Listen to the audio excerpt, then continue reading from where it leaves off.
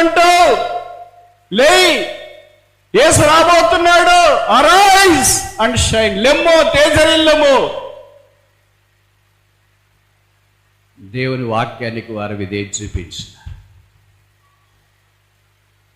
వారికి విధేయత చూపించే జనము వారి దగ్గర కలిసి పనిచేసినారు. ఇది నల్లా విధేయత రాత్రిపూట పగలపూట టార్చ్ చేసినా కూడా కనపడదు. ప్రతి మాటకు ఎదురు చెప్పేవాళ్ళే ఉంటారు. బ్రదర్ భోజనం చేస్తారు, ఇప్పుడు వద్దులేండి. టీ తాగరు, ఇప్పుడు వద్దులేండి. కూర్చోండి, ఇప్పుడు వద్దులేండి. ప్రతి దానికి ఎదురే. దేవుడు ఎలాగ ఆశీర్వదిస్తాడు, దేవుడు ఎలాగ వాడుకుంటాడు. దేవుడు వాడుకోవడానికి పెద్ద డ్రెస్ వేసుకోవాల్సిన పనేం లేదు. హృదయంలో చిన్న విధేయత ఉంటే దేవుడు వాడుకుంటాడు. మరి మనం రక్షణ పొంది 35 ఏళ్ళు అయిపోయింది కదా. భక్త్ సింగ్ గారు దాంట్లో ఒక విసుమంతన్నా దేవుడు మనల్ని వాడుకోవాలి కదా. వాడుకోకపోతే సిగ్గే.